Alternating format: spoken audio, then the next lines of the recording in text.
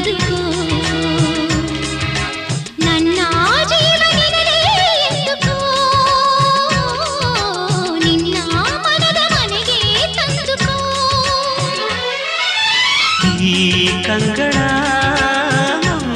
ಬಾಗಿಲ ಬಾದರೆಯುವೆ ಬಂದು ನೀ ಸೇರಿಕೋ ಓ ಮೇಘವೇ ಮೇಘವೇ ವಂದನೆ ಸಂಧಾನದ